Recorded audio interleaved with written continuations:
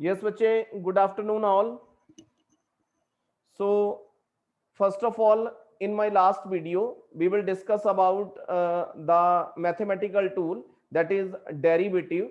So, there are first formula is derivative d upon dx. इसको बोलते हैं बेटा d upon dx mean derivative with respect to x. Derivative with respect to x. Formula था x raised to power n is equal to nx into n minus 1. It's your first formula. And second formula is second formula for multiplication d upon dx u into v. So this is your first function, this is your second function. Rule is first into derivative of second plus second into derivative of first. This is your second formula. This is your second formula. Wait for a minute.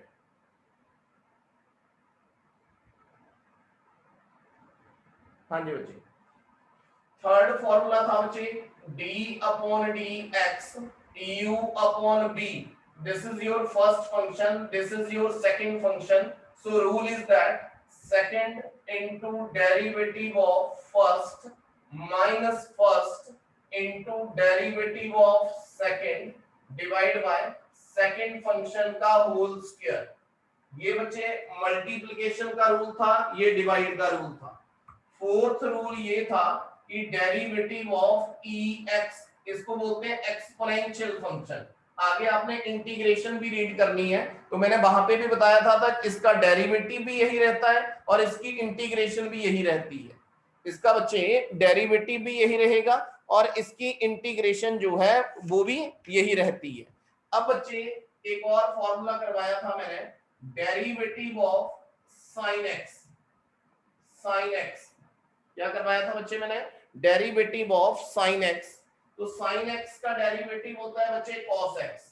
Last formula करवाया था मैंने, derivative of cos x, ये होता है बच्चे that is equal to minus sine x. अभी तक आपने ये फॉर्मूले याद रखने, अभी तक यही फॉर्मूले बच्चे याद रखेंगे आप. अब मैं जो बोल रहा हूं आपको कि जो आपने ग्रेड 9th और 10th में रीड करा है वो टॉपिक सबसे पहले स्टार्ट करवाऊंगा ताकि आपको बच्चे थोड़ा सा इजी लगे और आप थोड़ा सा ट्रैक में आ जाए, थोड़ा सा इजी लगे.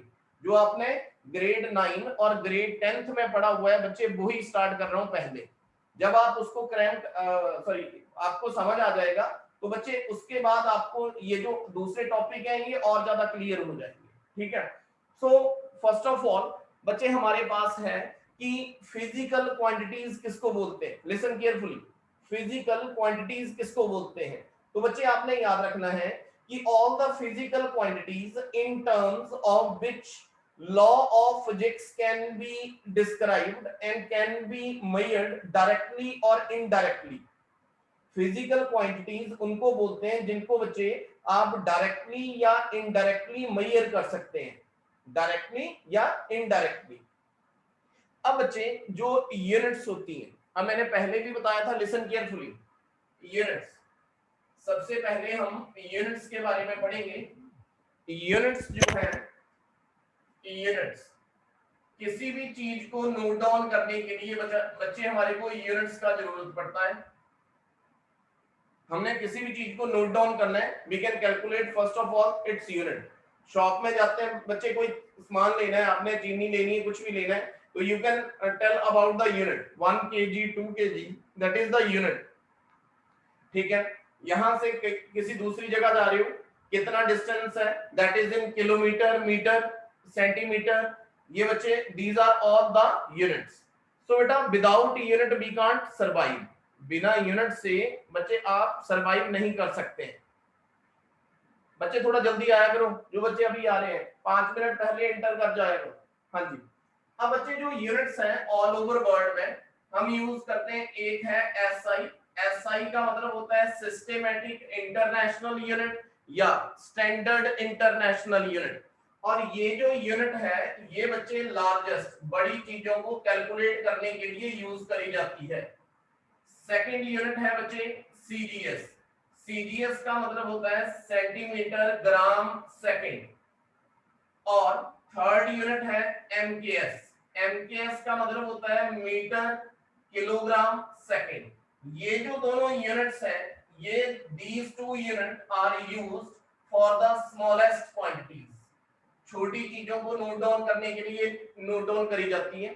जैसे ज्वेलर जो है बेटा गोल्ड का भार नोट डाउन करता है, gram milligram, that two units are used for the smallest quantities.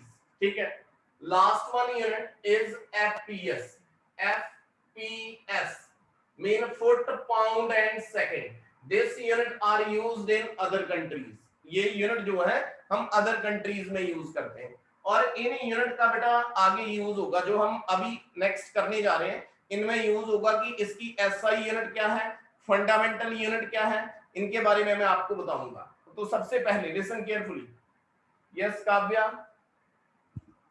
Yes बच्चे, अनम्यूट, अनम्यूट बच्चे। सर आपने क्या करवाया सर, वो दूसरी मीटिंग का आया था ना मैसेज। जोर से बोल भाई, मेरे को सुन नहीं रहा, जोर से बोल।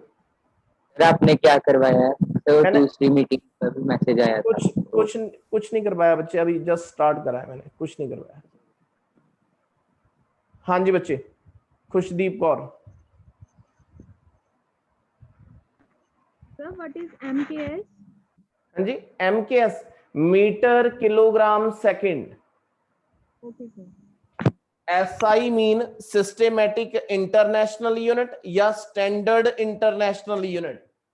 CGS mean centimetre gram second. MKS mean metre kilogram second. FPS mean foot pound and second. Foot pound and second. तो बच्चे इन यूनिट्स के बाद लिसन केयरफुली, अब मैं ये बोल रहा हूं कि सबसे पहले मैंने आपको बोला कि फिजिकल क्वांटिटीज किनको बोलते हैं। तो बच्चे फिजिकल क्वांटिटीज वो हैं जिनको आप डायरेक्टली या इनडायरेक्टली मेजर कर सकें, उनको हम फिजिकल क्वांटिटीज बोलते हैं। जिनको हम डायरेक्टली या इनडायरेक्टली मेजर करें उनको हम फिजिकल क्वांटिटीज बोलेंगे। अब एक आती है फंडामेंटल क्वांटिटीज, लिसन केयरफुली, एक आती है फंडामेंटल क्वांटिटीज। तो बच्चे fundamental quantities which do not depend upon the other physical quantity. Listen carefully. Fundamental quantities are those quantities which does not depend upon the physical quantities, जो physical quantities के ऊपर depend नहीं करती है। Yes बच्चे, unmute Ranjan Preet. Ranjan. Sir, please, you can please repeat. I have a network issue. Yes बच्चे, repeat again. I have a network issue, so please repeat.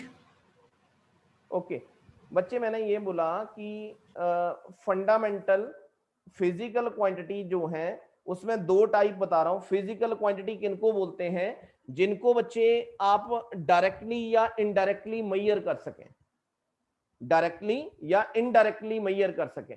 अब ये दो टाइप की होती है, it are of two types.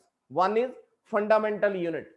अब बच्चे fundamental unit quantities, sorry fundamental quantities, the physical quantities which do not depend upon other physical quantities.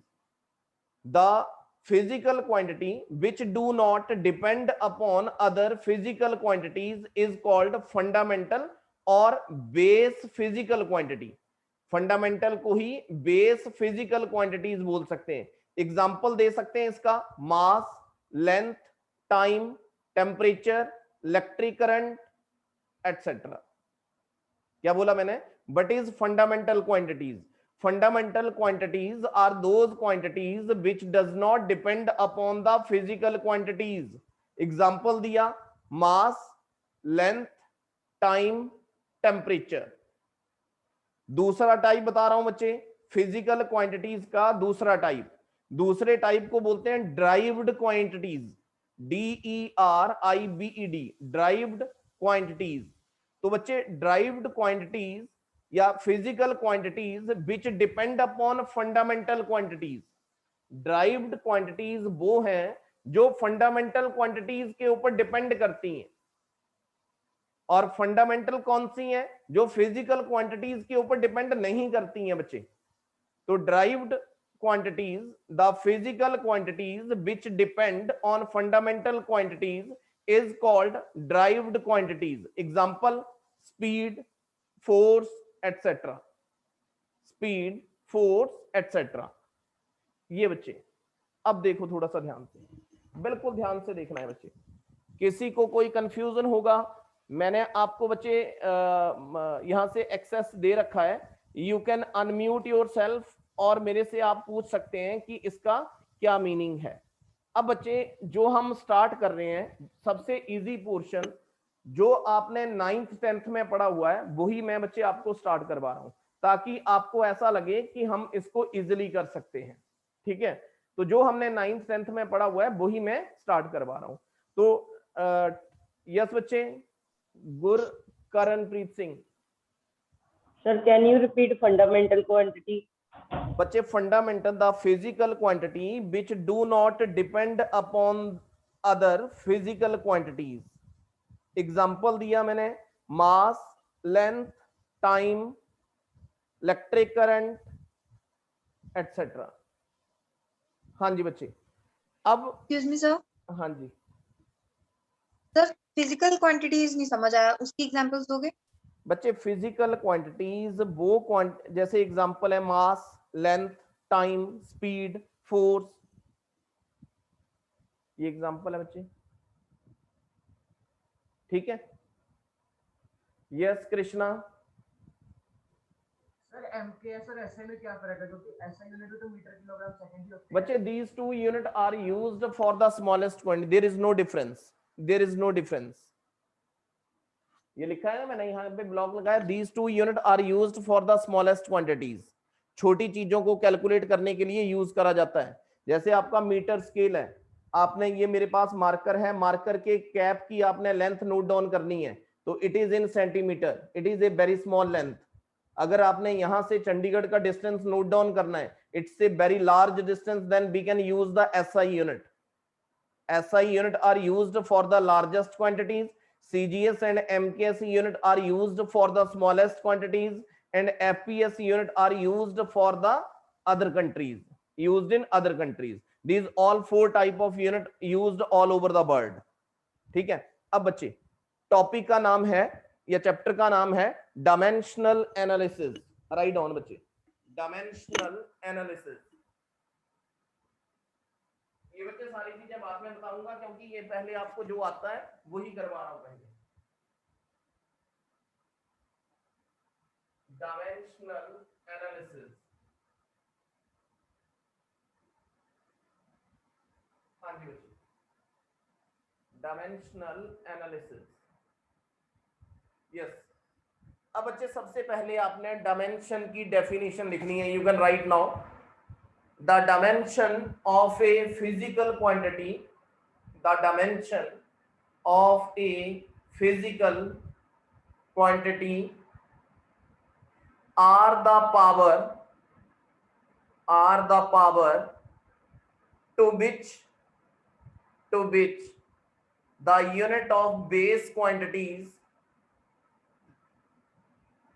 फिर लिखवा रहा हूं, the dimension of physical quantities are the power to which the unit of base quantities are raised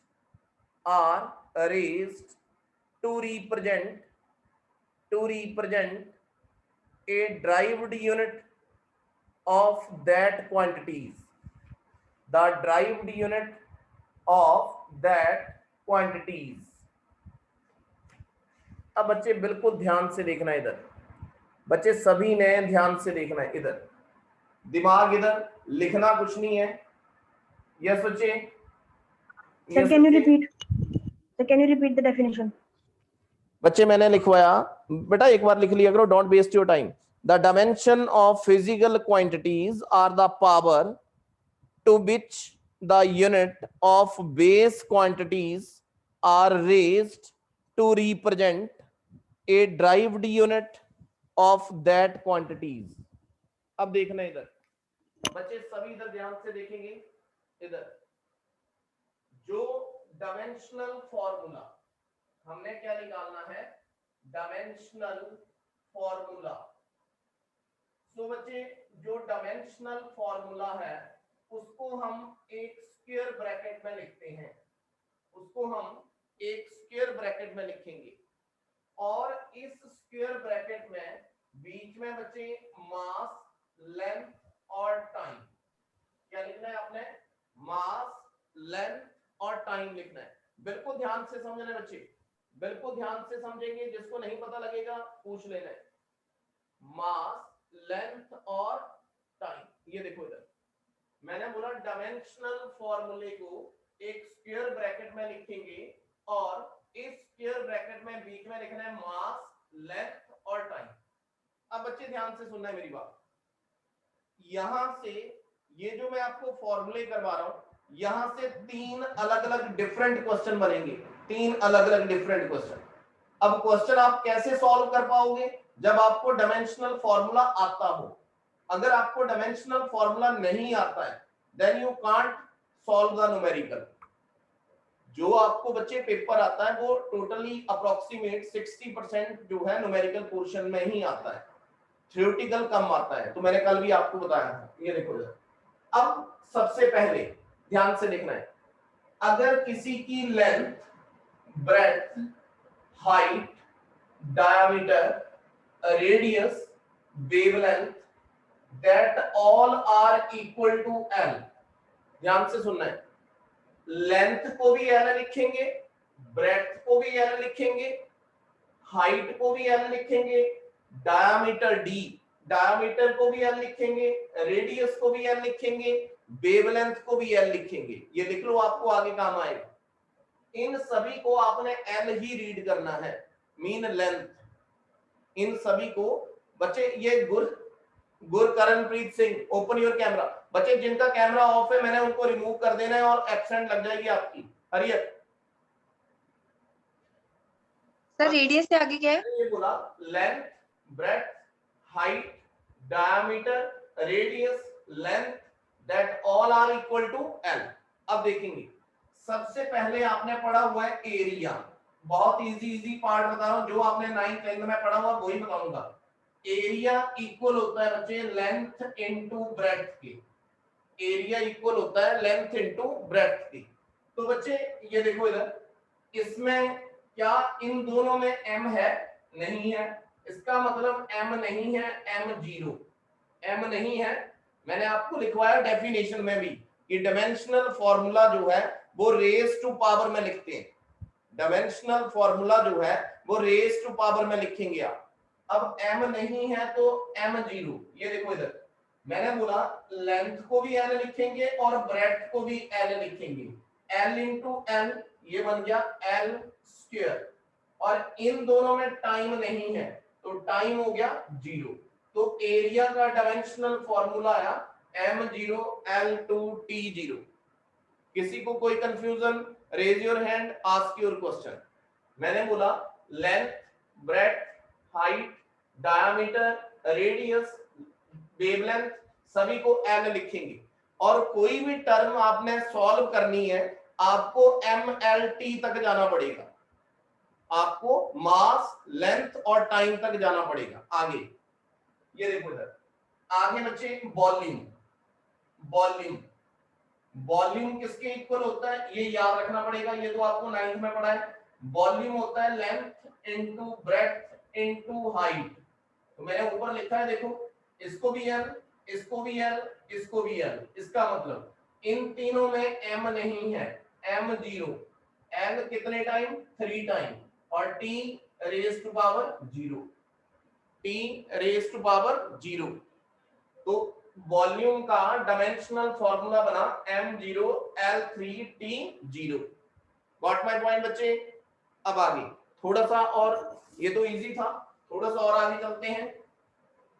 step by step करना है बच्चे। आपकी book में बहुत सारे फॉर्मूले दिए, अगर आप उनको क्रैमिंग करेंगे, क्रैमिंग करेंगे कि इसका फॉर्मूला ये है, इसका फॉर्मूला ये है, अगर 1 या 2 का कहीं भी फर्क पड़ गया तो आपका जो आंसर आएगा बच्चे वो गलत आएगा, जो भी आंसर आएगा वो गलत आएगा। अब देखो आगे, अब आगे मैं लिख रहा हूं डेंसिटी, डेंसिटी। तो बच्चे डेंसिटी इक्वल होता है mass upon volume, mass upon volume. तो बच्चे देखो इधर, मास m और volume, length into breadth into height, इसका मतलब L into L into L, इसका मतलब m कितने टाइम है, 1 टाइम है, m 1 टाइम है, और L कितने टाइम है, 3 टाइम है। बट ये डिवाइड बाय से नीचे है, जब नीचे से टर्म ऊपर आएगी तो बच्चे माइनस की हो जाएगी, इसका मतलब L -3 and t raise to power 0। Definition में मैंने लिखवाया बच्चे कि जो डायमेंशनल फॉर्मूला होगा वो रेज टू पावर में लिखा जाएगा, रेज टू पावर में। तो डेंसिटी का डायमेंशनल फॉर्मूला बना m1 L -3 t raise to power 0। कोई confusion, raise your hand. Got my point बच्चे? ओके, आगे स्पीड, स्पीड या वेलोसिटी। अब यहां पे एक पॉइंट और समझना है, स्पीड या वेलोसिटी, ध्यान से सुनना है। चाहे बच्चे आगे जाके आपको चाहे जो मर्जी स्पीड हो, टर्मिनल स्पीड हो, क्रिटिकल स्पीड हो, जैसी मर्जी स्पीड या वेलोसिटी हो, फॉर्मूला सेम आएगा। ऐसा नहीं समझना है कि आगे लिखा है क्रिटिकल वेलोसिटी, आगे लिखा है क्रिटिकल वेलोसिटी तो उसका फॉर्मूला अलग हो जाएगा। No, it's formula is same, it's formula is same. अब देखो इधर, स्पीड या वेलोसिटी किसके इक्वल होता है, डिस्टेंस अपॉन या डिस्प्लेसमेंट अपॉन टाइम। ये देखो इधर, अब इन दोनों में m नहीं है, इसका मतलब m 0, मास नहीं है, दोनों में मास नहीं है। तो मैंने आपको पहले बोला डिस्टेंस को या डायामीटर को क्या लिखना है, l, इसका मतलब L1 और t नीचे से ऊपर क्या, -1, t नीचे से ऊपर गया बच्चे -1, L1 t raise to power -1। ये बच्चे speed and velocity has same formula, no change. आगे भी मैं बोल रहा हूं, अगर आपको आगे जाके नेक्स्ट बुक में या नेक्स्ट चैप्टर में, नेक्स्ट यूनिट में कोई और वेलोसिटी आ जाती है, जैसे टर्मिनल वेलोसिटी, क्रिटिकल वेलोसिटी, तो ऐसा नहीं होगा कि उसका फॉर्मूला चेंज हो जाएगा। The formula is same, no change in the dimensional formula. आगे नेक्स्ट, एक्सेलरेशन या acceleration due to gravity, it has same formula. मैं बोल रहा हूं एक्सेलरेशन या acceleration due to gravity, it has same formula. अब एक्सेलरेशन किस, ध्यान से देखना इधर, एक्सेलरेशन किसके इक्वल होता है, वेलोसिटी अपॉन टाइम। इसको बच्चे सॉल्व करने का मेथड देखो कैसे सॉल्व कर रहा हूं मैं आगे। ये देखो इधर, मैंने टाइम को एज सच ऐसे ही लिख दिया। कोई भी चीज सॉल्व करनी है आपने, MLT तक जाना है, MLT तक जाना है। ये देखो इधर, अब t तो मेरे पास है, ये देखो t है। अब वेलोसिटी मैंने किसके इक्वल पढ़ी, डिस्प्लेसमेंट अपॉन टाइम। तो यहां पे मैं क्या लिखूंगा, d अपॉन t। इसका मतलब there is no m, mean mass is 0, L, this is your distance L1 and t raised to power -2। any confusion, any confusion? बच्चे जिसको कंफ्यूजन है हाथ खड़ा करो, पूछ सकते हैं। ये देखो मैंने क्या करा, एक्सेलरेशन होता है, ये आपको याद रखना पड़ेगा, वेलोसिटी अपॉन टाइम। टाइम को मैंने एज सच लिखा, वेलोसिटी को सॉल्व करा, distance upon time, mean m, इन तीनों में m नहीं है, m0, this is your l, L1 और t नीचे 2 टाइम है, तो t रेज टू पावर -2। जब नीचे से टर्म ऊपर जाएगी तो बच्चे माइनस की हो जाएगी। आगे नेक्स्ट आता है फोर्स। ये देखो 9th में पढ़ा हुआ है न्यूटन का सेकंड लॉ, 9th में पढ़ा हुआ है न्यूटन का second law. Force, force is equal to mass into acceleration A. अब देखो इधर बच्चे, इधर देखना है, बाद में सॉल्व कर लेना, स्क्रीनशॉट ले लेना, पहले समझ लो, कोई प्रॉब्लम नहीं है। ये देखो इधर m इंटू ए। अब मैंने बोला कोई भी चीज सॉल्व करनी है MLT तक जाना है। अब m तो है, but only we can solve acceleration. तो बच्चे करेंगे solve, m is similar as like that acceleration velocity upon time. That is equal to, step by step solve करेंगे बच्चे, कभी भी गलती होने का चांस 0%। अगर आप क्रैमिंग करेंगे तो बच्चे गलती होगी। स्टेप बाय स्टेप रफली सॉल्व कर लो उसको। ये देखो आगे, अब मैंने m अपॉन t वैसे ही रखा, मैंने बोला m एल टी तक जा रहे, m और t वैसे ही रखा। क्या सॉल्व करना है? वेलोसिटी। तो velocity is equal to displacement upon time. It means the formula is m1 l1 and t raise to power -2। कोई कंफ्यूजन? कोई कंफ्यूजन? ये देखो क्या करा, फोर्स होता है बच्चे मास इनटू एक्सेलरेशन, मास ऐसे ही रहने दिया, a एक्सेलरेशन सॉल्व करा, वेलोसिटी अपॉन टाइम, फिर m upon t as such, this velocity displacement upon time, m one time, distance one time and t raise to power -2। This is the dimensional formula of force. आगे ये पढ़े हुए ना बच्चे सभी ने? कोई ऐसा बच्चा जिसने नहीं पढ़े हुए हैं?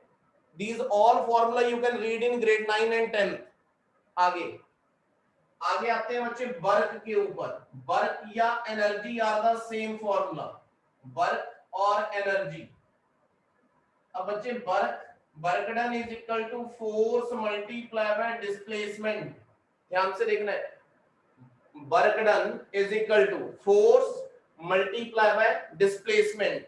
आगे देखो, मैंने पहले d सॉल्व है, d mean l, d solve है बच्चे, तो f को सॉल्व करा, force is equal to mass into acceleration multiply by displacement. आगे a को सॉल्व करना है, जिसके ऊपर टिक कर रहा हूं उसको सॉल्व कर रहा हूं, a को सॉल्व करना है m इनटू d ऐसे ही रखा, this acceleration velocity upon time again is equal to m into d upon t। अब देखो मैंने वेलोसिटी सॉल्व करनी है, it mean displacement upon time. The formula is m1 l 2 times and t raise to power -2 time. Is there any confusion? ये देखो क्या करा, work and energy are the same formula. Work done is equal to force into displacement. Force किसके equal हुई? m into a into d। अब m और d को मैं नहीं छेड़ूंगा बच्चे, m और d as such, this a is equal to velocity upon time. अब m t और d को नहीं छेड़ूंगा, तो this velocity displacement upon time. It mean formula is m 1 time l 2 time t -2 time. Next आगे power.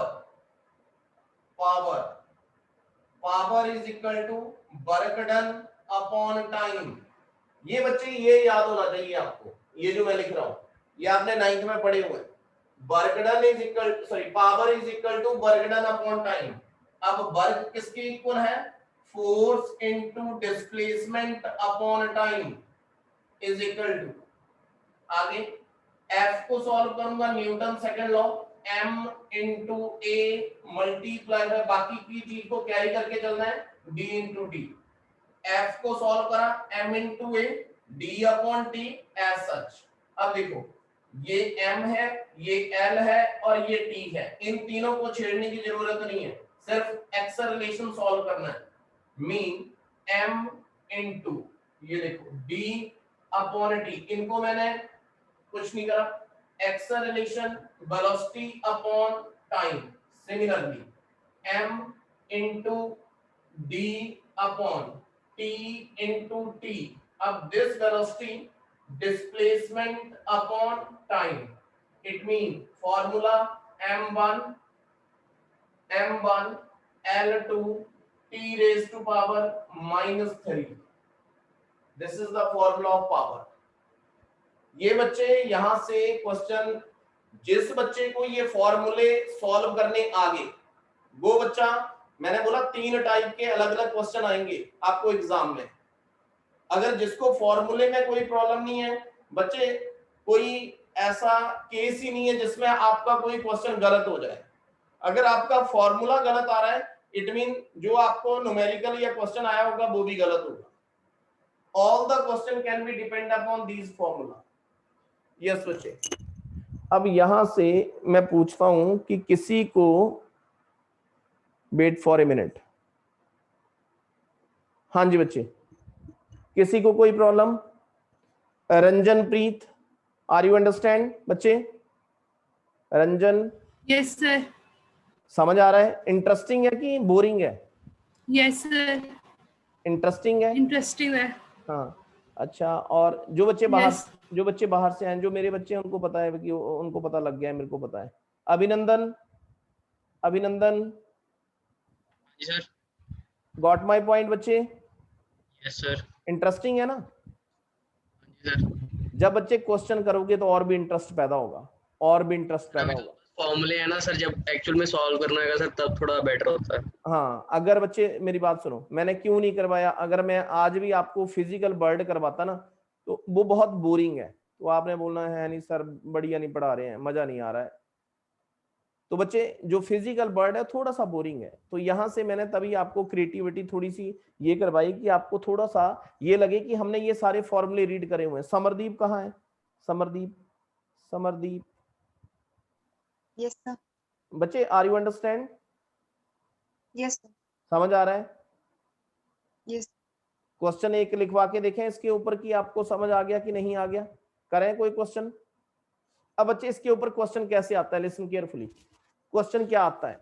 Question एक तो ये आता है कि check the correctness of the relation. मतलब आपको कोई रिलेशन दिया होगा, उसमें आपने उसकी करेक्टनेस चेक करनी है कि क्या उसकी जो रिलेशन है वो सही है कि गलत है। अब कैसे करेक्टनेस चेक करोगे कि जैसे आपके पास काइनेमेटिकल इक्वेशन है B is equal to U plus AT, kinematical equation है। आपने लेफ्ट हैंड साइड और राइट हैंड साइड का डायमेंशनल फॉर्मूला निकालना है। अगर वो दोनों फॉर्मूले सेम है it mean your equation is correct.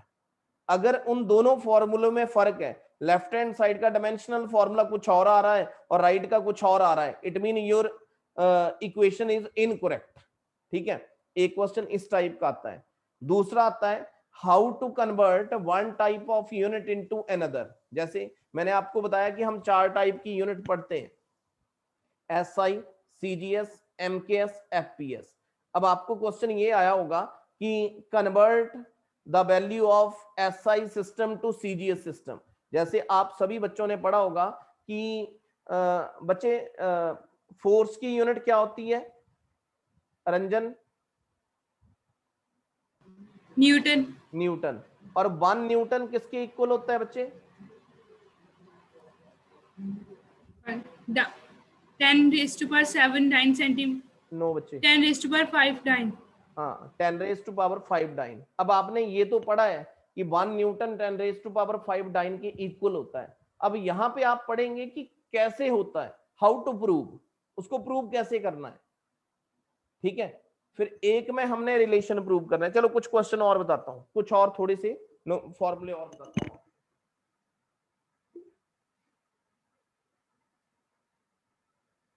अब जैसे थोड़ा सा डिफरेंट जाता हूं मैं, थोड़ा सा डिफरेंट।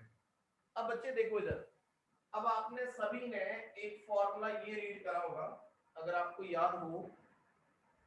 अब आप सभी बच्चों ने एक फॉर्मूला ये रीड करा होगा, F is equal to G M1 M2 upon R square. पढ़ा है? पढ़ा है बच्चे ये फॉर्मूला? इट्स से 9th में पढ़ा हुआ है ये फॉर्मूला। इसको बोलते हैं Newton's law of gravitation. Listen carefully, क्या बोलते हैं? Newton's law of gravitation. अब आपको यहां से आ गया कि calculate the dimensional formula of G। आपने कैपिटल G का डायमेंशनल फॉर्मूला बताना है। चलो बताओ मेरे को, निकाल के कैसे निकालते हो आप? Solve it, solve it, hurry up. Calculate the dimensional formula of gravitational constant capital G।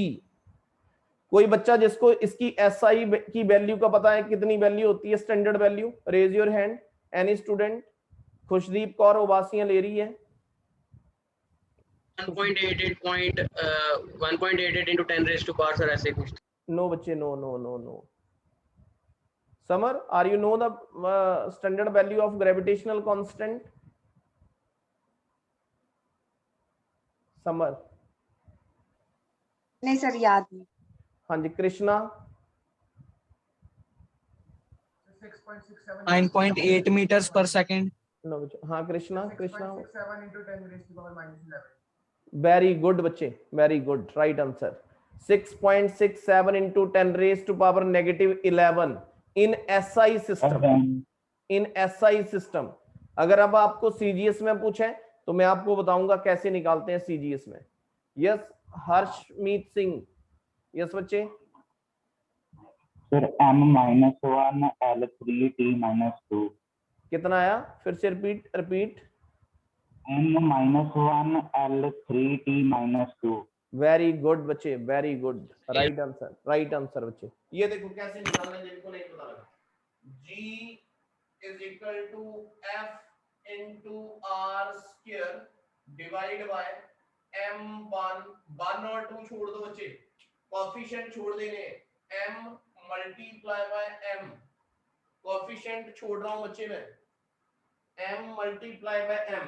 अब देखो G is equal to F mean M into A, radius को बोला मैंने L लिखना है, L square divide by M multiply by M, एक M cancel हो गया बच्चे।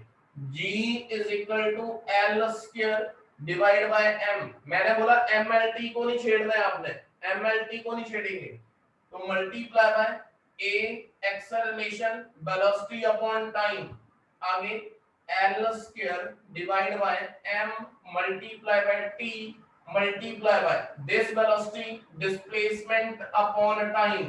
It means M नीचे है, M -1, L 2 और 3, L 3 and T raised to power -2, T raised to power -2। Got my point बच्चे? Got my point? अब Yes, चलो sir. 5 मिनट है, मैं आपको एक क्वेश्चन बताता हूं, इधर देख रहे हैं, ध्यान से देखना है बच्चे। अब ध्यान से देखेंगे सभी। अब बच्चे आपने सभी ने पढ़ा हुआ है कि फोर्स की SI यूनिट होती है न्यूटन और CGS यूनिट होती है डाइन, ठीक है। और वर्क और एनर्जी इसकी यूनिट होती है बेटा जूल और CGS यूनिट होती है erg. 1 newton 10 raise to power 5 dyne के इक्वल होता है और 1 जूल जो है वो 10 रेज़ टू पावर 7 अर्ग के इक्वल होता है। ये तो हमने पढ़ा हुआ है, पर कैसे होता है ये समझना है। अब देखो इधर, अब देखना है ध्यान से। जैसे बच्चे आपको क्वेश्चन आया तो एक फॉर्मूला लिख लो आप सभी बच्चे, फॉर्मूला लिखो N2 is equal to N1 is equal to N1 M1 upon M2 raised to power A L1 upon L2 raised to power B T1 upon T2 raised to power C। ये formula है और ऊपर heading दे दो convert one type of unit into another. Not visible. Heading दे दो बच्चे। Sir it's not visible. हाँ जी, फॉर्मूला इज हाँ जी, विजिबल। हाँ जी बच्चे बोलो। रिफ्लेक्शन आ रही है बोर्ड पर। यस, क्या बोल रहे हो? लाइट की रिफ्लेक्शन है, लाइट की रिफ्लेक्शन आ रही है बोर्ड। हाँ चलो मैं बोल रहा हूँ आपको, लिखो N2 small N2 is equal to N1 M1 upon M2 raised to power A L1 upon L2 raised to power B T1 upon T2 raised to power C। और हेडिंग दे दो, इसमें हेडिंग दे दो बच्चे ये फॉर्मूला किसका है? Convert one type of unit into another. Heading दे दो, convert one type of unit into another. अब जैसे यहाँ पे कौन से बच्चे ने बताया, कृष्णा ने बताया, ये देखो इधर कृष्णा ने बताया कि जी की value 6.67 into 10 raise to power -11 होती है बच्चे। कितनी होती है? 11। अब मैं आपको पूछूं कि कन्वर्ट, लिखो क्वेश्चन लिखो, ये 3 मार्क्स का क्वेश्चन है बच्चे, लिखेंगे क्वेश्चन, लिखो convert the value of gravitational constant capital G into CGS system।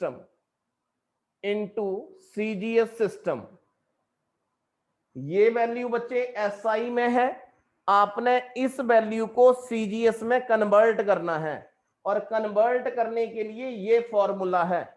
Convert करने के लिए बच्चे ये फॉर्मूला मैंने लिखा है। सिर्फ 2 मिनट लूंगा बच्चे, 2 मिनट लूंगा। और ये देखो इधर, अब सबसे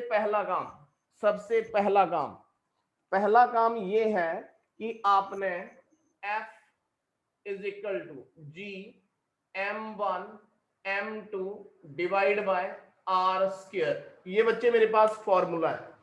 सबसे पहले मैंने डायमेंशनल फॉर्मूला निकालना है, G is equal to F into R square divide by M into M, G F M into A into L square divide by M into M। अब M कैंसिल हो गया, L square divide by M, A आया, velocity upon time, velocity आया, displacement upon time. इसका मतलब G का formula आया m-1 L3 t raise to power -2। ये बच्चे फॉर्मूला आया मेरे पास, ध्यान से देखना है, ये बच्चे मेरे पास फॉर्मूला आया। अब ध्यान से देखेंगे, इसमें A की वैल्यू लिखी मैंने -1 जो पावर आ रही है, और B की वैल्यू लिखी मैंने 3, और C की वैल्यू लिखी बच्चे मैंने -2। C की वैल्यू लिखी मैंने -2। अब फॉर्मूला है N2 is equal to N1 M1 upon M2 raise to power A, L1 upon L2 raise to power B, T1 upon T2 raise to power C। यहां पे एक साइड मैंने SI लिखा, एक साइड मैंने CGS लिखा। मास जो है SI में वो किलोग्राम में लेते हैं, याद रखना पड़ेगा। CGS में मास जो है ग्राम में लेते हैं। ये हर एक क्वेश्चन के लिए सेम रहेगा, जो भी और डिफरेंट क्वेश्चन करेंगे उसके लिए भी सेम रहेगा। लेंथ SI में मीटर में लेते हैं और CGS में सेंटीमीटर में लेते हैं। टाइम SI में भी सेकंड में लेंगे और T2 CGS में भी सेकंड में लेंगे। N1 का वैल्यू जो इसने कन्वर्ट करने के लिए दिया है 6.67 इंटू 10 रेज टू पावर -11, और CGS में ये वैल्यू इसने पूछी है, अब देखो इधर, ये जो वैल्यू मैंने लिखी ये सारी इस फॉर्मूले में आपने पुट कर देनी है बच्चे। करो put. N2 is equal to N1 कितना है 6.67 into 10 raise to power -11। Mass M1 कितना है 1 किलोग्राम अपॉन 1 ग्राम, और A का पावर ये देखो इधर, A का पावर कितना है -1, आगे 1 मीटर अपॉन 1 सेंटीमीटर, B का पावर है 3, और 1 सेकेंड रेज टू पावर है -2। सेकंड सेम है, मैंने कैंसिल कर दिया बच्चे, सेकंड सेम है, कैंसिल कर दिया। देख रहे हैं 2 मिनट बच्चे बस। N2 is equal to 6.67 into 10 raise to power -11। 1 kilogram में 1000 gram, 1 gram raise to power -1। 1 metre में 100 centimetre, 1 centimetre raise to power 3, centimetre centimetre gram gram cancel कर दिया। N2 is equal to 6.67 10 raised to power negative 11 into 10 raised to power 3। 1000 को लिखा मैंने 10 raised to power negative 3 और उसके ऊपर power है -1 मल्टीप्लाई बाय 100 को लिखा मैंने 10 raised to power 2 और उसके ऊपर पावर है 3। दिख रहा है बच्चे, उसके ऊपर पावर है 3। अब आगे N2 is equal to 6.67 10 raised to power negative 11 into 10 raised to power -3 into 10 raised to power 3 into 2 6। अब 11 और 3 कितने हुए 14, ये माइनस का है, 6 प्लस का है, तो N2 is equal to 6.67 into 10 raised to power negative 8। अब आगे मेरे को यूनिट भी लिखनी पड़ेगी, ये देखो G is equal to F into R square divide by M into M। Force का यूनिट न्यूटन, डिस्टेंस का यूनिट मीटर स्क्वायर, मास का यूनिट किलोग्राम स्क्वायर। तो यहाँ पे लिखूंगा मैं न्यूटन से अपोजिट डाइन, मीटर से छोटा सेंटीमीटर स्क्वायर, किलोग्राम से छोटा ग्राम स्क्वायर। हाँ जी बच्चे बोलो, किसी को कोई कंफ्यूजन? बहुत इजी है, समझना पड़ेगा, अंडरस्टैंड करना पड़ेगा बच्चे। किसी को कोई कंफ्यूजन है? Raise your hand. Sir CGS वाली यूनिट बोलना एक बार, लास्ट वाली। डाइन सेंटीमीटर स्क्वायर पर ग्राम स्क्वायर। हाँ जी क्या नाम है? शुभम। यस बच्चे।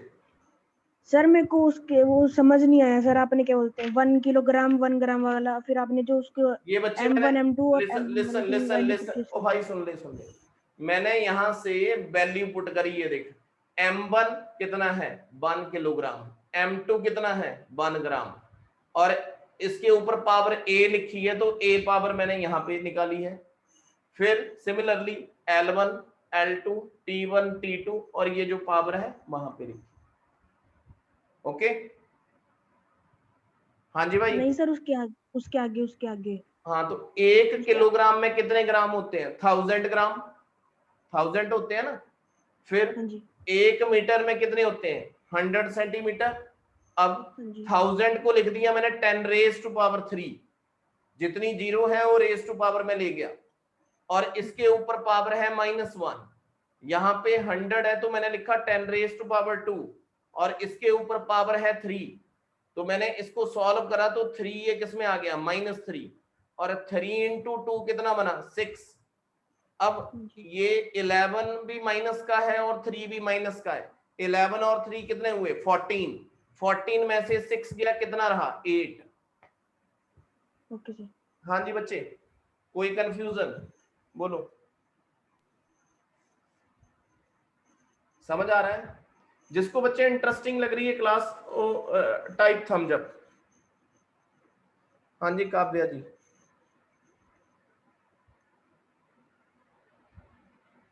बोलो भाई।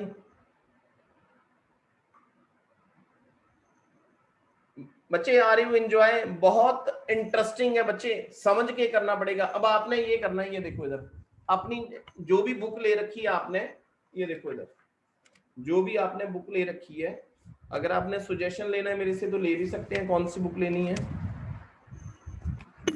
1 मिनट बच्चे।